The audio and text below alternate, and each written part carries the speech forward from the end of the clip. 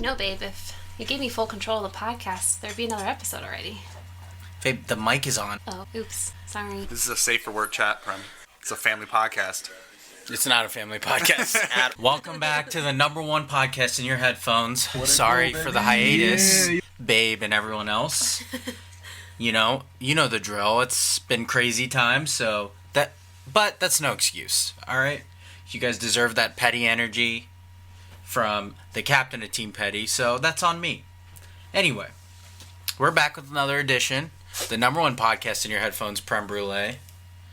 I am joined by my amazing wife, Steph. Hello again. Back by popular demand. All right, so we've been doing quarantine edition, or COVID edition, at home, and this one's no different. Let's start out with Yeah Fam or Nah. And first up is COVID-19 and sports, an update. So there have been two major events. The first one, Yeah Fam or Nah 2, the NFL draft. It drew record numbers. We got to see just what looked like a drunk Roger Goodell slouched in his chair, tired from making all these picks from home. His M&M jar slowly emptying. You Yeah Fam or Nah to this NFL draft? You watched much more of it this year. I did. Well, to quote my friend TT, Taylor Frim, shout out, she goes, man, the draft is way more interesting when you can judge people's interior decorating and fashion choices and house setups, and I think I have to agree. It added a little extra element to the event. It wasn't just about sports. Yeah. There was some pop culture in there too, which made it fun for everyone. People like to judge. I get it. Or you question why someone has such a nice house. I get all that. Yeah. I am obviously a Yeah Fam. I've been watching the draft since I was a little kid, so this one's no different. It was very weird, an at-home edition. I was glad they still had it, and I definitely get why there were record numbers. Also, Yeah Fam, because the first three picks were all at Ohio State, and before you say anything, save it. LSU fans, Joe Burrow was ours first, so fuck off. Developed here, right? Isn't that Amen. Developed here. So, I'm a Yeah Fam. Are you a Yeah Fam? I was a Yeah Fam. I think they did it safely. Like, they gave the fans what they wanted. They gave the players their moment. It worked out. Like, yeah, they made it work. The motto right now, make it work. Okay, along the same category, The Last Dance on ESPN has also drawn big numbers. They moved up the release date. We talked about it in a previous episode. Like, obviously they're going to move it up, and they acted like they listened to us, even though it's been amazing for their own viewership. Yeah Fam or Not, The Last Dance? It's been really enjoyable to watch. I think it's interesting insight into such an iconic player in all of we grew up with Michael being like the god, and now we've got a new god, but the god, yeah. The one complaint I have about it, and I said this to you earlier, is I don't like how they filmed it personally. Like, I don't like the back and forth so much. I would have much preferred a more chronological. If you can't tell, our dog has joined us for this episode. If you can't hear his mouth breathing, everyone. Teddy said, "What up?" I would have much preferred a more like chronicle if they were gonna. What it do, baby? Yeah. It's off the rails already. You don't like the jumping of timelines. I didn't like the jumping of timelines so far, but the storyline is interesting. In my head, I want to be able to put everything like in order, like a puzzle piece, but I can't do that when they keep jumping from the 80s to the 90s, to his childhood, to college years, it's like, just give me the story. But that's a personal opinion. I personally love that they jump around because, and I think I explained this to you, they're focusing on the last season, so in order to tell that story, they keep jumping back and forth, but I get it. I love this because this is my childhood, but certain parts of it I don't remember very well. I just remember the basketball part very well. Basketball is my first love, so it is nostalgic for me. And I love seeing this and all the behind the scenes. It's been pretty phenomenal. It's crazy to think how different it would be in today's era. A lot of stuff that they got away with, or the public scrutiny that MJ would have faced in today's era, would have been tremendously different than had he done some of those things when he did do them in the 90s. Okay, what everyone loves is our COVID-19 at-home quarantine edition. We've gone over a ton of topics, some regulars in what are now this new normal in COVID-19. But you tell me whether you're a yeah fam or not of the following, babe, okay? First up, Parks and Rec did a benefit reunion show, all shot at their homes. 3 words for you. Treat, yeah sell. fam or not of that benefit episode. You watched it. In general, I'm a yeah fam because one, was a good cause. 2, they got all the characters to come back. 3, it was fun to relive the show. But I also am not all the way done with it. So for me, I don't think it was as impactful because I didn't get all of the references just yet because I'm still watching it. But I have talked to other people that are diehards and watched all the way through and said some characters came out really strong and satisfied their missing of them, but other characters were a little weak and they weren't as excited or into the in the future look. Right. Yeah, there's definitely some limitations. But I'll just leave you all with this to recall previous topics. The Office could never. The Office would never. So Petty alert. Petty alert. Petty alert. Can't do it. Okay. How about this one? Car parades to celebrate events. So obviously people are practicing their social distance, but they still want to recognize and celebrate birthdays or anniversaries or any kind of positive event. Are you a yeah fam or not of these car parades? 100% a yeah fam. How fun is this? That's what I said last episode we talked about because it was around my birthday. And it's a weird time, but it's also causing people to really step up and show their appreciation or show their love or how much do you love someone? Yeah. And I think it's because just the cloud of busy life and day-to-day chores is gone right now. So I love it. I love that people are going above and beyond to recognize special events. It's just that's how it should be all the time. Why are we for example, shout out you. I know you're gonna hate this, me giving you attention like this, but you were making desserts one day. You weren't having a great day. You did some baking therapy, and you had a few friends comment on what you baked, and you went and delivered some to them, and I thought that was really awesome of you. So spread the sunshine. Yes, I'm a yeah fam to these. I just want a small caveat. I have to somewhat make this petty. I need you guys to show that same energy when we get back to things. True.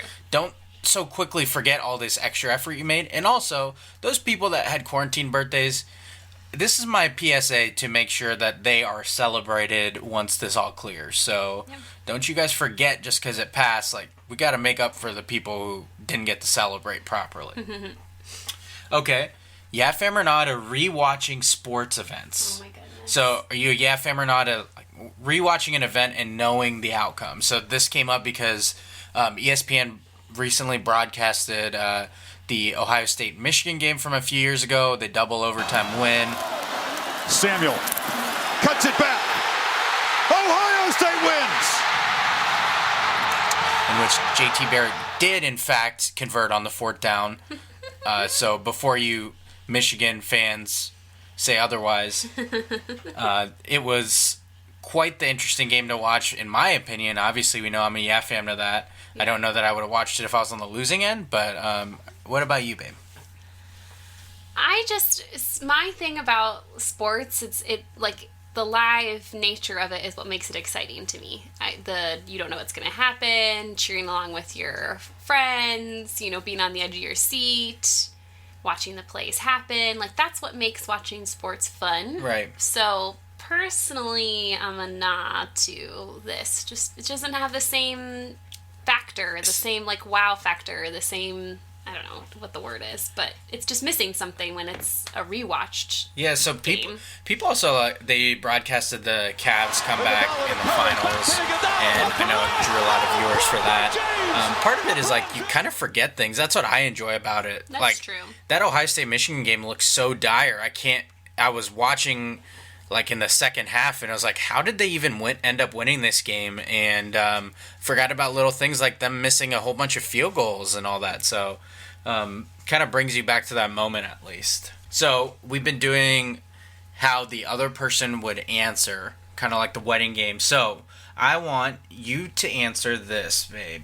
Mm-hmm. What has me the most nervous as things start to open up here shortly? In most states, some states are already open. Yeah. What do you think makes me, your husband, the most nervous as things start to not necessarily return to normal, but some kind of new normal? Towards.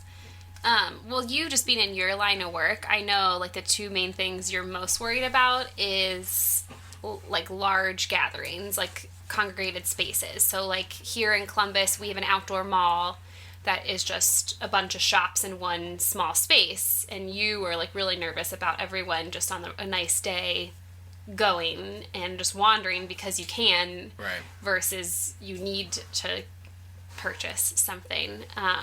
And you've also talked about the same kind of thing with bars, like people just not listening to that 6 feet apart rule. I think that you are the most nervous about that. Yep. So same question for me. I think what has you most nervous is kind of along the same lines, but I'm going to go with your potential career and especially schools and what the next school year is going to look like as this kind of seeps into the next school year. So you said, for those that don't know or don't remember, my wife is a kindergarten teacher. So this year, as school started to close, they already had built a base with their students. Mm-hmm. You had gotten to know them pretty well and knew their habits and all that. Yeah. But we're facing a new school year where you wouldn't have that face-to-face time with them theoretically, yeah, and then you'd be doing some sort of at-home learning still. Yeah. So that's my answer for you.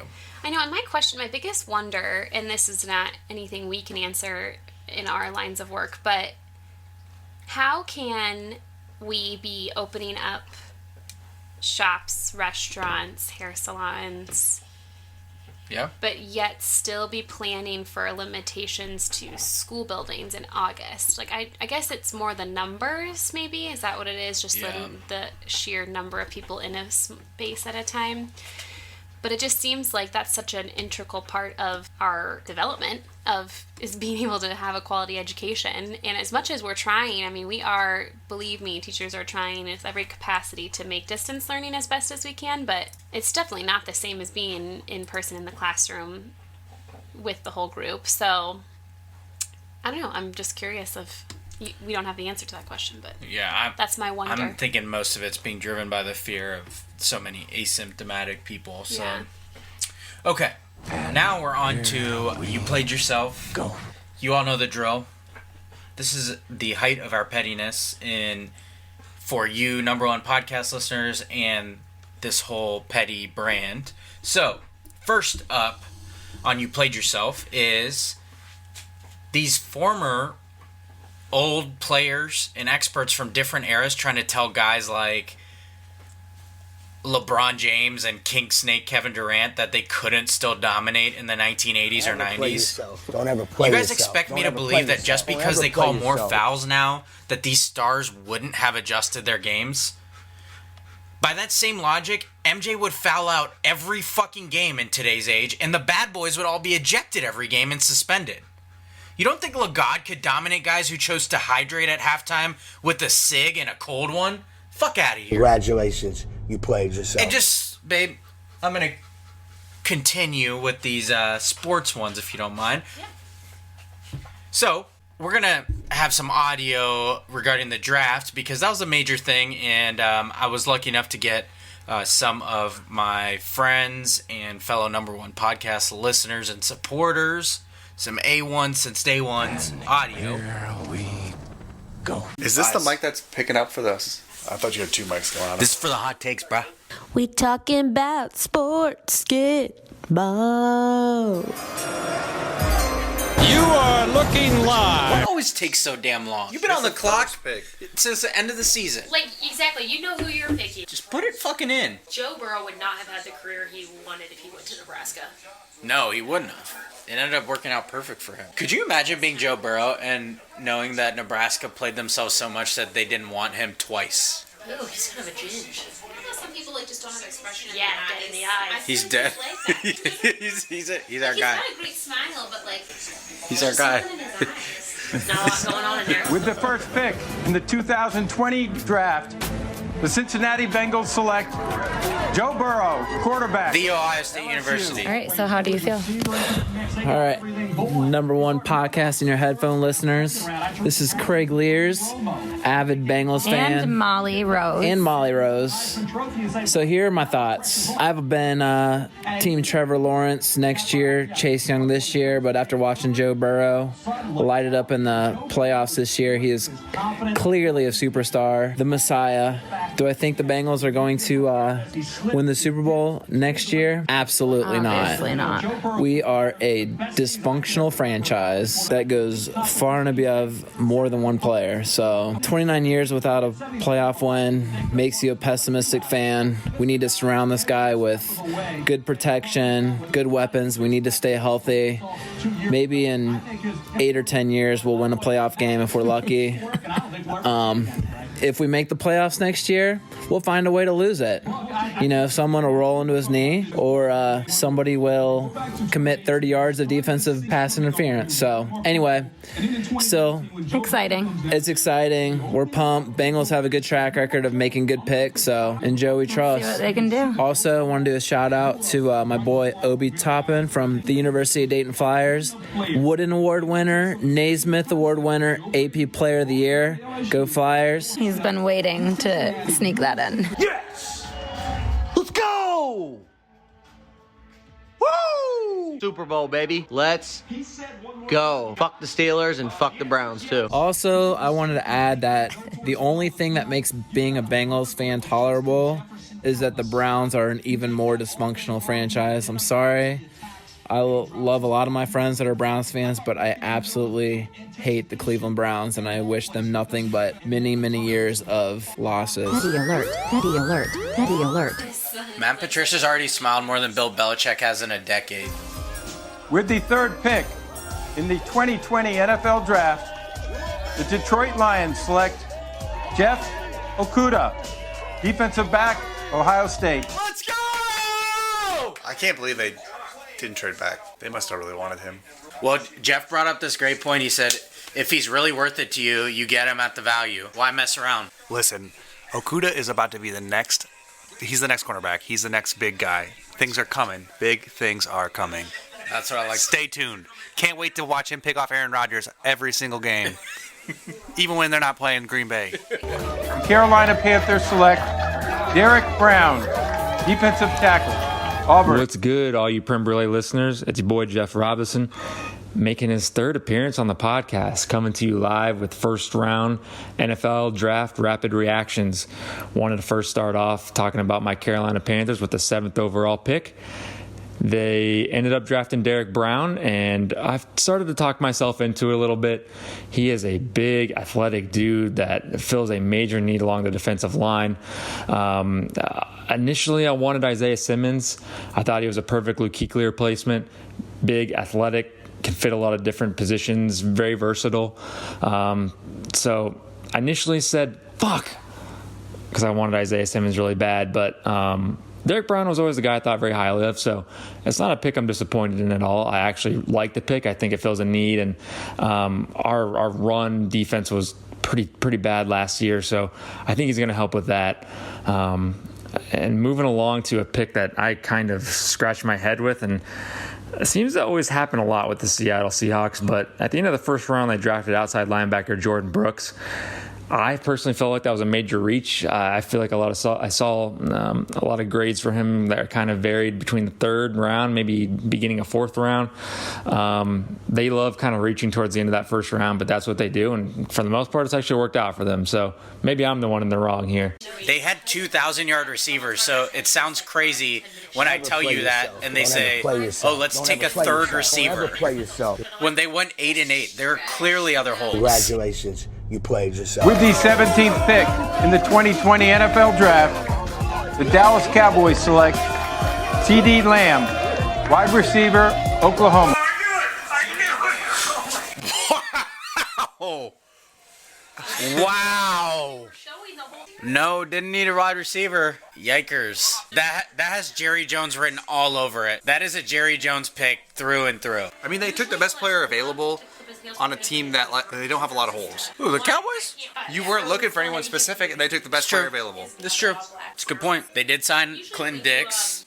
It now becomes like, who do you get with the rest? That second round pick all of a sudden is like, you gotta address a need. That is the reason I'm a Yeah fan. It keeps them from the Eagles. Nelson Aguilar, round 2. It is right on brand with Team Petty. Pick that I actually loved was Cowboys getting C.D. Lamb. I know my boy Prim felt like that was a pick that wasn't a major need for them, but I felt like at pick 17 getting him, and I know it wasn't necessarily a major need, but he's one of the best players available at that time. So love the C.D. Lamb pick for the Cowboys. That's my rapid reaction from the first round. This is one of my favorite times of year. I absolutely love draft season. Oh, and go, Pat, go. Go, Pat, go. Congratulations, you played yourself. Miami Dolphins have traded the 26th pick to the Green Bay Packers. With the 26th pick in the 2020 NFL Draft, the Green Bay Packers select Jordan Love, quarterback, Utah State. The Green Bay Packers drafting Jordan Love in the first round of this past draft. Could you even imagine not ever drafting an offensive player in the first round to help your star quarterback Aaron Rodgers? And then the first time you actually do draft on offense is his fucking replacement. Couldn't be me. But I'll leave this to my friend Rob, who could put it better. Since he is a Packers fan, he could put it better than anyone else. God damn. What up, everyone? It's Rob Carmona, biggest Packers fan. After this fucking trade up with the Dolphins, I'm just fucking stressed out. Sorry for my French. I don't know why we traded up for Jordan fucking Love, who's fucking a nobody, who played for the goddamn fucking Mountain West. We have Aaron fucking Rodgers, fucking the myth, the legend, Aaron Rodgers. We traded up for a nobody. This is a fucking joke. I can't believe we just did this. Typical fucking Packers move. God damn. Spicy. Next up, this one makes me very happy. Not for my friends and family that are Eagles fans. I would never be happy for their unhappiness. But in general, the Eagles drafting Jalen Hurts in the second round while they have Carson Wentz and just signed him to a contract, you played yourself. You played yourself also not drafting a worthy receiver in the first round, settling for someone that you could have gotten later. And then your next pick, when you have tons of needs on defense, is a quarterback that you are claiming is going to be used as a gimmick, or at the very least is going to create conflict with your star quarterback. Couldn't be me. For once I get to enjoy a good draft the Cowboys had, and it's so freaking surprising to me. And then one more in the football world. You played yourself goes to, I guess we're going to have to find a new name for him. It used to be Tom Brady, but he's no longer a Patriot. So Tom Brady, we in Buckeye Nation took some liberties with his audio for his new team. I'll just let you be the judge. This is a Michigan Wolverine Tom Brady saying this, by the way. Stay safe, everyone, and let's go Bucks. In a strange turn of events, Tom Brady is on his Make Nice tour. He joined a new team. He wants to shove it up Belichick's ass and is now spurning his alma mater for clearly the better school. That's the only explanation for this. And yes, sound it. Petty alert, petty alert, petty alert. Okay. Babe, do you have anything to get off your chest? You have participated and you played yourself. microphone therapy, as we call it.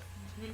You have anything to get off your chest? Well, I'm going to stick with the theme that's impacting all of our lives right now, COVID-19, and I want to go on a mini rant of people that are claiming how it's impacting their lives like they're unique. Like, it's impacting everyone's lives across the globe. You are not a single individual being attacked. This is something we're all adjusting to and making changes in our lives to help the greater good. I've heard so many people complaining about the just inconvenience of wearing masks or not being able to go to the store if there's too many people in it, or having to wait a certain amount of time before going to the doctor's office. It's like things that are not in anyone's direct control, and you're not complaining to the right people if you are complaining. And if you are complaining, there really is no reason to complain, because this is the new normal and we just all need to adjust. So my word to the wise is just take a deep breath. We're all going to get through this. The new normal is okay. If you're healthy, we're great. And let's just show some kindness and consideration. Yeah, be fucking patient. And be safe. Yeah. My COVID-19 related, it kind of, like, I just couldn't resist. It's these conspiracy theory people, these conspiracy theorists that claim, like, COVID-19 is some government plan or someone's agenda to screw us over.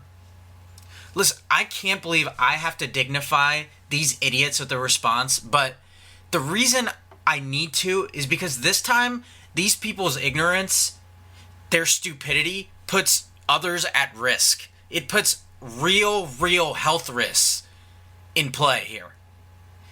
If you're irresponsible with the things reopening and believe that COVID-19 is some hoax, I'm just gonna assume that you've never advocated for healthcare workers or teachers or essential workers, because when you rush things to reopen or think it's a conspiracy theory, it directly conflicts your passion for these people, whether you like it or not.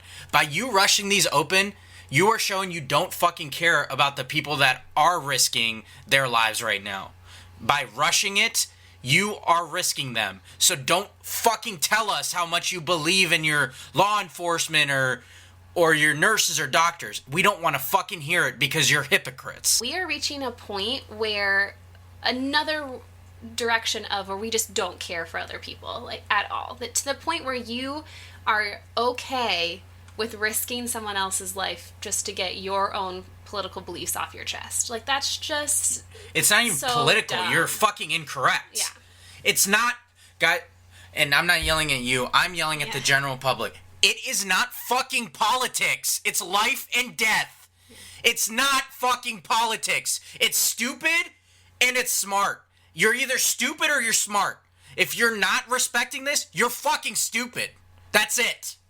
You are fucking stupid. Anyway, it's time for who you got and what you feeling. Okay. So I wanted to recap our picks from recently. Before we started this quarantine edition, I did an NFL draft edition and asked my guy Percy his take on QBs in the NFL drafts. I asked him which QB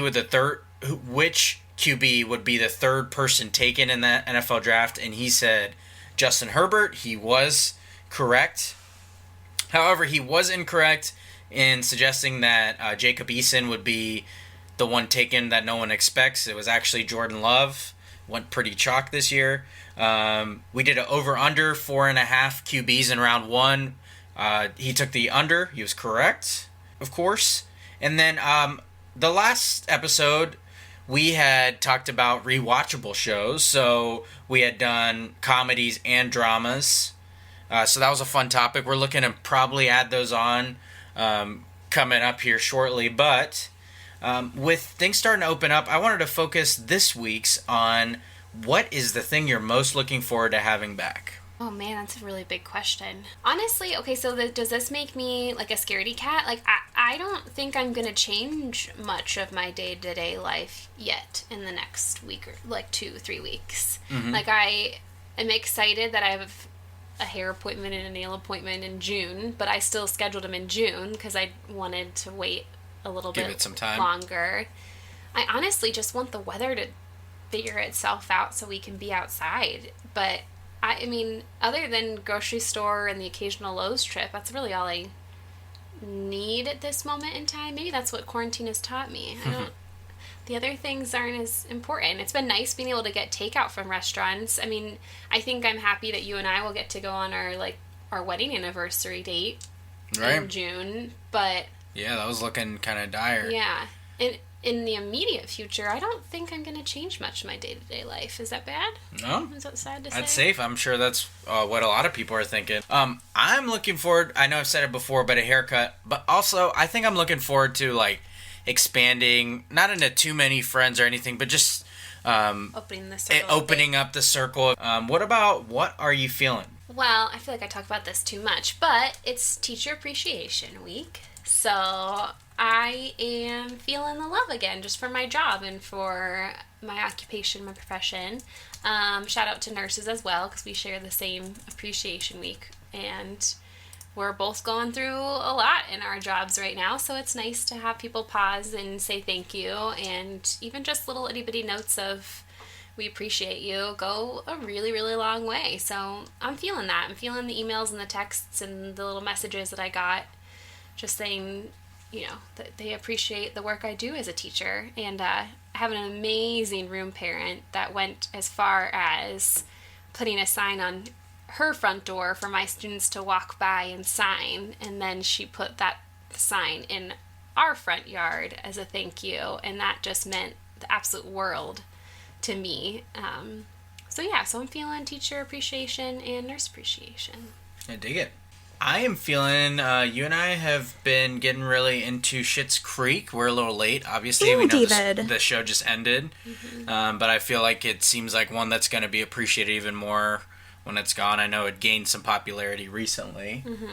And then also a special shout out to my bro, number one podcast listener and number one podcast contributor, Vish, and my sister-in-law, Jackie, getting me branded materials. I am currently staring at a mouse pad with my logo on it.